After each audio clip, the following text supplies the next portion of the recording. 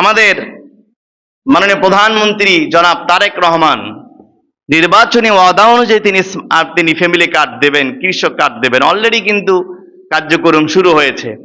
14টা জেলার, 14টা উপজেলার, 14টা ওয়ার্ডে পাইলটিং প্রোগ্রাম শুরু হবে।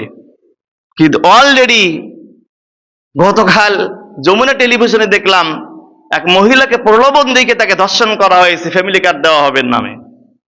আবার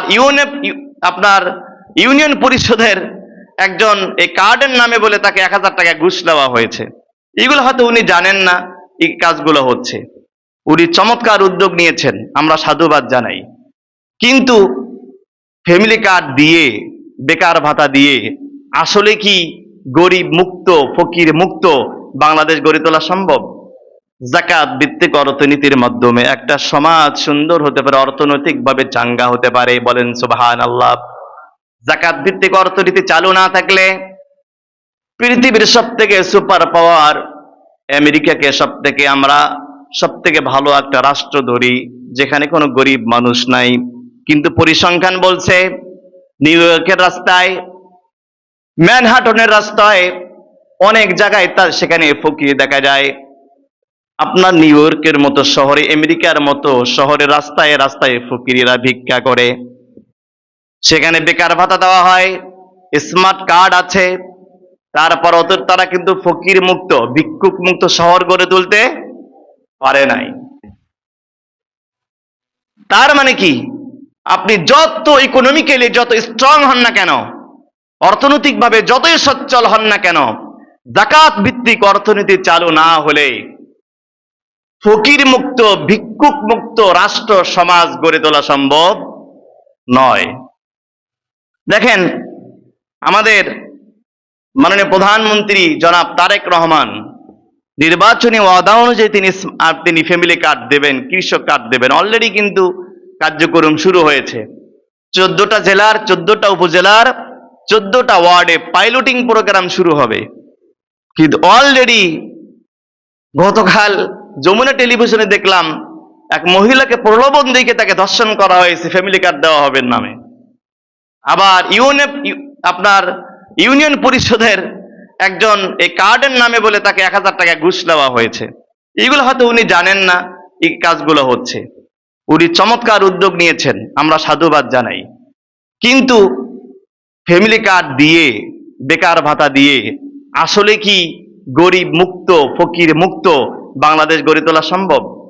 দেখেন, পরিসংখ্যান দেওয়া হয়েছে, সেন্টার ফর জাকাত ম্যানেজমেন্ট, একটি বেসরকারি এনজিও প্রতিষ্ঠান, তারা জাকাতের উপরে পুরা বছর ব্যাপী গবেষণা করেছেন। তারা বলছেন, যদি বাংলাদেশে ইসলামী আইন অনুযায়ী সঠিকভাবে জাকাত কালেকশন করা হয়, 1 বছরেই 2 লাখ কোটি টাকা জাকাত কালেকশন হবে। সুবহানাল্লাহ বলবেন না? হয়তো অঙ্কটা আপনারা বোঝেন নাই। 2 লাখ কোটি টাকা, 2 লাখ নয়, 1 কোটি নয়, 1000 কোটি নয়, 1 লাখ কোটি নয়, 2 লাখ কোটি টাকা আদায় হবে 1 বছরে জাকাত আদায় করলে। ওনারা বলছেন, যদি প্রপার ওয়েতে সুষম বন্টনের মাধ্যমে জাকাতের টাকা মানুষের কাছে দেওয়া হয়, 1 বছরের মধ্যেই বাংলাদেশকে ভিক্ষুক মুক্ত ঘোষণা করা সম্ভব হবে। কিন্তু আমরা কি জাকাত ভিত্তিক অর্থনীতির পক্ষে নাকি বিপক্ষে? আমরা পক্ষে নই। আমরা চাই না জাকাত ভিত্তিক অর্থনীতি চালু হোক। আমার ভাই, বিশ্বাস করেন, আমরা টিসিবি কার্ড বলেন, যে কোনো কার্ড বলেন, এগুলো ভালো দেশের জন্য।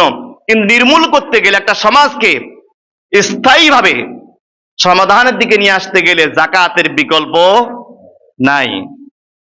আমার ভাইয়েরা, এরপরে জাকাত ইসলামের 3য় খুঁটি করা হয়েছে। বোঝেন, জাকাতকে ইসলামের 3 নম্বর খুঁটি করা হয়েছে। জাকাতের আগে আছে 2টা, পরে আছে 2টা। বুনিয়াল ইসলামু আলা খামসিন, শাহাদাতু আল্লা ইলাহা ইল্লাল্লাহ ওয়া আন্না মুহাম্মাদার রাসূলুল্লাহ ওয়া ইকামাস সালাত ওয়া ইতাইজ যাকাত ওয়াল হজ ওয়া সাওমি রমাদান। ইসলামের 5টা খুঁটি হলো ঈমান, নামাজ, যাকাত, হজ এবং রোজা। যাকাতটা আছে কোথায়? মাঝখানে, 3 নম্বরে। মনে রাখবেন, যখন কোনো তাবু টাঙ্গানো হয়, আপনি চতুর্দিকের খুঁটিগুলো দিলেন, মাঝখানের খুঁটি যদি না দেন, তাঁবুটাকে দাঁড়াতে পারবে? কথা বলেন না কেন ভাইরা? তাঁবুটাকে যদি আপনি দাঁড় করাতে চান, মাঝখানের খুঁটিটা আপনাকে দিতে হবে। ঠিক একইভাবে যদি বাংলাদেশের মুসলমান মাথা উঁচু করে আমরা দাঁড়াতে চাই, বিশ্বের কাছে বাংলাদেশের মানচিত্রকে আমরা যদি উজ্জ্বল করতে চাই, যদি আমরা বেকার মুক্ত, যদি আমরা দুর্নীতি মুক্ত, চাঁদাবাজ মুক্ত, সত্যিকার অর্থে একটি কল্যাণ ইসলামী রাষ্ট্র কায়েম করতে চাই, বেকার মুক্ত করতে চাই, যাকাত ছাড়া বিকল্প কোন রাস্তা দিয়ে এটা সম্ভব নয়।